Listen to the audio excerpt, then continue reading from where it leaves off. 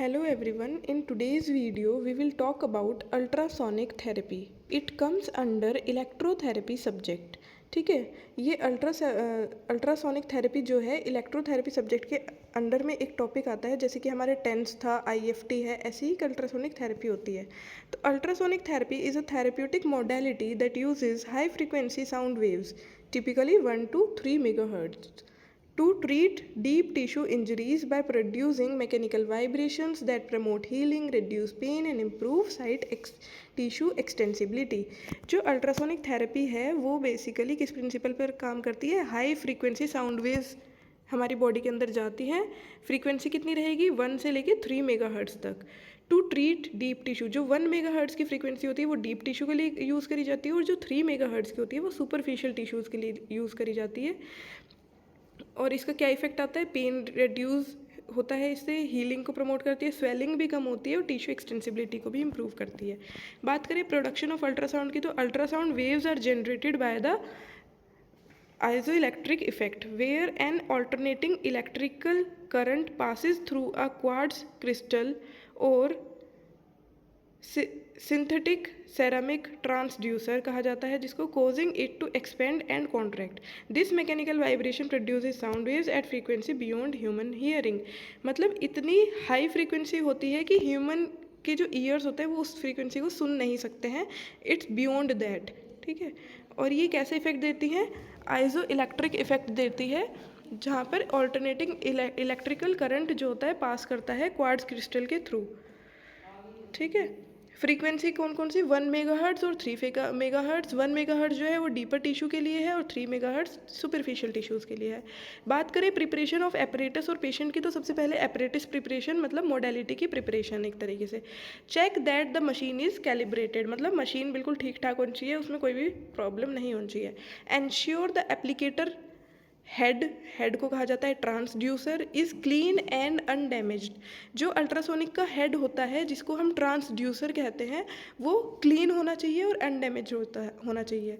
Select the correct frequency and mode, continuous mode और pulse mode. Frequency properly patient के condition के according select करनी है और मोड भी अकॉर्डिंग टू द पेशेंट ही सिलेक्ट करना है।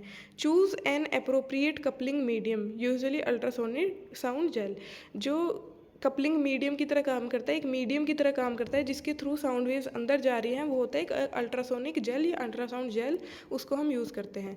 पेशेंट को कैसे प्रिपेयर करेंगे? Explain the procedure to the patient, पहले पेशेंट को पूरा प्रोसीजर एक्सप्लेन कर देंगे कि हम इस तरीके से जेल लगाएंगे, फिर उसके ऊपर ये सर्कुलर मोशन में आपको हम यूएस देंगे, तो उसका जो इफेक्ट होगा वो सब कुछ आप एक्सप्लेन कर देंगे। Expose and position the treatment area comfortably, उस एरिया आप कपड़े के ऊपर नहीं दे सकते हैं ये, तो उसका एरिया प्रॉपरली एक्सपोज होना चाहिए। जो भी ट्रीटमेंट एरिया होगा वो पेशेंट उसमें कंफर्ट होना चाहिए वहाँ पे कराने के लिए। ऐसा नहीं होना चाहिए अगर आप लंबर रीजन में दे रहे हैं और आप उसको सिटिंग पोजीशन में दे रहे हैं, पेशेंट ज़्यादा कंफर्टेबल प्रोन लाइनिंग में होगा, तो आपको उसी अकॉर्डिंग सेलेक्ट करनी है पेशेंट की position. Clean the skin to remove oils और लोशन, पहले सैनिटाइजर या किसी चीज़ को यूज़ करके आप उसकी स्किन को क्लियर करेंगे। Apply coupling medium generously to ensure proper transmission of waves, जो कपलिंग मीडियम है उसका आप यूज़ करेंगे जिससे हमारी प्रॉपर वेव्स ट्रांसमिट हो जाए बॉडी के अंदर। बात करें अगर इसके फिजियोलॉजिकल इफेक्ट्स की, तो क्या क्या इफेक्ट दे रही है ये? थर्मल इफेक्ट भी देती है, नॉन थर्मल इफेक्ट भी देती है। Thermal effect mainly with continuous mode, continuous mode पे हमें थर्मल इफेक्ट देखने को मिलता है। इंक्रीज टिश्यू टेम्परेचर, टिश्यू का टेम्परेचर इंक्रीज करेगी, ब्लड फ्लो को इन्हेंस करेगी, मसल स्पाज्म को कम करेगी, improve extensibility of collagen fibre. ये हमारा कंटिन्यूस मोड में थर्मल इफेक्ट जो वो दे रही है वो है। पल्स मोड जो है वो नॉन थर्मल इफेक्ट देता है, कैविटेशन, ठीक है, formation of gas bubbles which enhance healing, acoustic streaming, fluid movement at cellular level, promotes tissue regeneration, increases cell permeability and repair processes। तो ये हमारा जो कंटिन्यूस मोड है और पल्स मोड है, ये according to the effect select होता है कि आपको थर्मल इफेक्ट देना है वहाँ पे या नॉन थर्मल इफेक्ट देना है।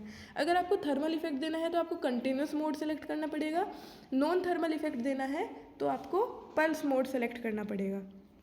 टेक्निक्स ऑफ एप्लीकेशन की बात करें कि किस किस टेक्निक के थ्रू अप्लाई करते हैं, तो डायरेक्ट कॉन्टैक्ट भी होता है, डायरेक्ट कॉन्टैक्ट मेथड के through. Most common method using gel as a coupling medium, मतलब सिंपल डायरेक्टली आपको अप्लाई करना है जेल और उसके ऊपर आपको अल्ट्रासोनिक थेरेपी कर देनी है use. Water immersion method for irregular और small surfaces, example hand and elbow. Water immersion method होता है एक जो इर्रेगुलर या फिर स्मॉल सरफेस के लिए, बॉडी पार्ट जो इरेगुलर है या स्मॉल सरफेस है जैसे कि हाथ या फिर हमारी एल्बो, उसके लिए वाटर इमर्शन मेथड यूज़ करा जाता है। Keep transducer 1 centimetre from skin surface, ठीक है। ब्लैडर टेक्निक, जेल पैड और balloon filled with water used as a coupling medium over bony और इरेगुलर एरियाज। बोनी और इरेगुलर एरियाज पे हम क्या लगाएंगे, जेल पैड लगाएंगे या फिर balloon filled with water, balloon में पानी भर के उसको लगाएंगे एज अ कपलिंग मीडियम, ठीक है। तो ये ब्लैडर वाली टेक्निक होती है। स्टेशनरी और moving technique, preferably move the transducer in small circular और linear motion to avoid hotspots and tissue damage. जो हमारा ट्रांसड्यूसर होगा, जो हमारा अल्ट्रासोनिक जेल का, जो अल्ट्रासोनिक थेरेपी का जो हेड होगा मोडेलिटी का, उसको सर्कुलर या फिर लीनियर मोशन में हमें मूव करना है ताकि टिश्यू डैमेज ना हो। इंडिकेशंस की बात करें, किस किस कंडीशंस में हम देते हैं, टेंडिनाइटिस की कंडीशन में देते हैं, बर्साइटिस की इन्फ्लामेटरी कंडीशन, एक तरीके से टेंडिनाइटिस हो गई, बर्साइटिस हो गई, लिगामेंट इंजरी हो गई, जॉइंट कॉन्ट्रैक्चर हो गए, मसल स्पाज्म हो गया, scar tissue formation, plantar fasciitis, chronic pain conditions, soft tissue injuries, इन सब कंडीशंस में हम अल्ट्रासोनिक थेरेपी देंगे। किस किस कंडीशन में नहीं देंगे, बात करें कॉन्ट्रा इंडिकेशंस की, तो मैलिग्नेंसी में नहीं देते हैं, जो कैंसरस टिश्यू होते हैं वहाँ पर हम अल्ट्रासोनिक नहीं देते हैं।